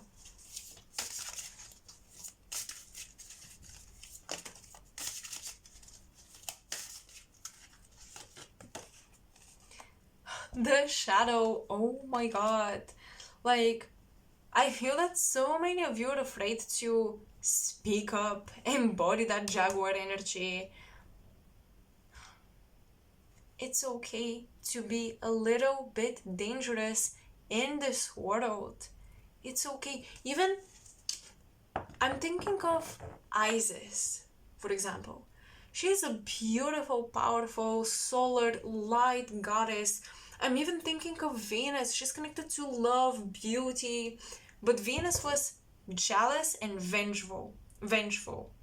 People were afraid that Venus would make them fall in love with each other, or her son, Cupid, would make them fall in love with each other if they didn't worship her or him or whatever. So then Isis is the beautiful queen of heaven and the sun, and she's a healer, but she can be dangerous too. She killed her brother Seth because he killed her husband. So Isis can be dangerous too, and all these benevolent, good gods and goddesses, they can be dangerous. So it's safe, and it's not bad to be a little bit dangerous, because there are people who are invasive energetically, spiritually, mentally, and physically, and if they don't sense a slight threat, they will invade you and your space.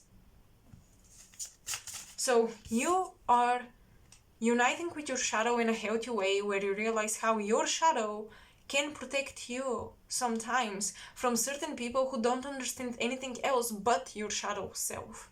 Because when they see your light, they don't value this. They don't value the light. So people who don't value the light will disrespect the light.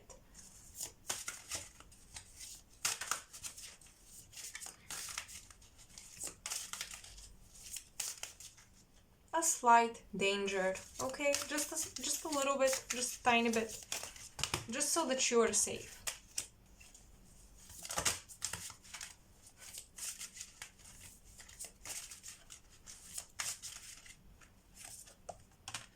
For the flames, no way.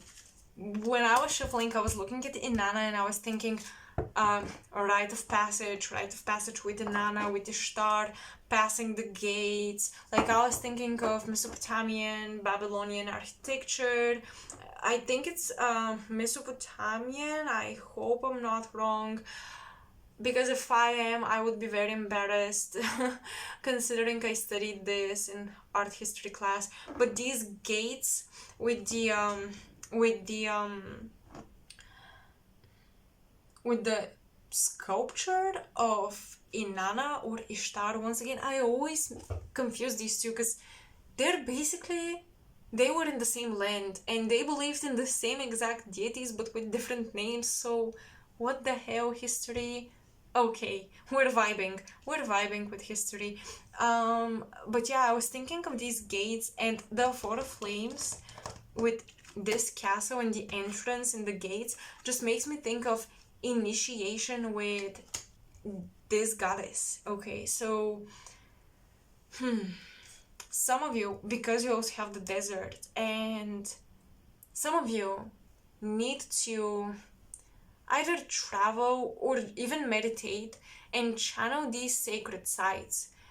The Mesopotamian architecture and ancient architecture sites, the Babylonian architectures and sculptures, you should channel these places and connect with these energies, connect with the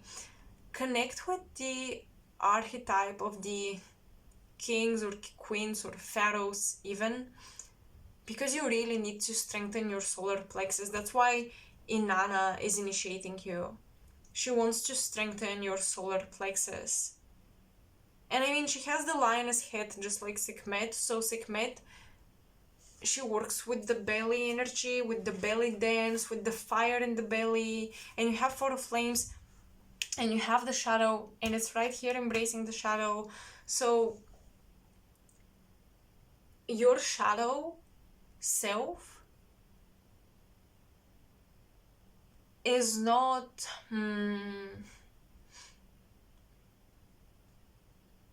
your shadow is your fear to be powerful.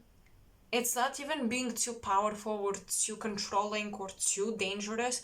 Your shadow self, like some people, their shadow self is their ego, right? Being dominating, powerful, to the point where they are just cutthroat energy, not empathic whatsoever. Your shadow self manifests when you have or your shadow is when you have a weak solar plexus chakra, when you are a people pleaser, that is actually your shadow. Because one way or another, subconsciously, you're going to blame all the people in whom you poured your energy, and they apparently did not validate you, but you chose to do that. So who are you blaming? That's your shadow. The people pleasing energy is your shadow energy. So strengthen your solar plexus, and that's how you're actually going to balance out the shadow energy. Okay? So remember when I was saying you gotta show a little bit of your shadow, a little bit of your danger to other people just to protect yourself? I was actually incorrect with that message, because it's not your shadow that you're showing them, it's your light. It's your light, because you are actually operating from your shadow when you are in that Libra archetype 100%, and forgetting about Aries on the other side, forgetting about the boundaries aspect, forgetting about the confidence and ego aspect. Like, what, these are my desires, this is my territory, this is my energy. When you're only Libra, oh, let me help you, I will sacrifice everything for you, I will allow you to to deplete me. When you're the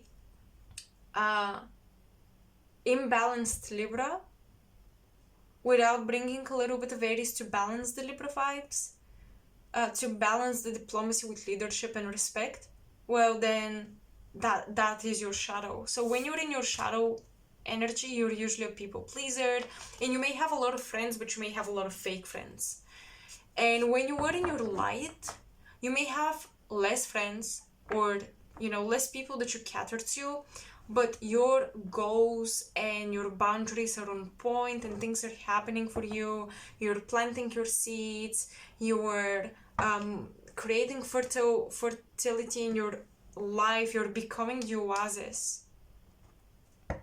Okay, so pile 3, that's all I have for you guys. I hope you resonated with this message. I hope it helps you. Let me know in the comment section below. I love to read your comments. And yeah, I hope I'll see you in my next reading. If you want to support my channel, make sure to like this video, maybe share it with friends, and subscribe to the channel if you have not done that already. So yeah, I'll talk to you very soon in my next big card. Until then.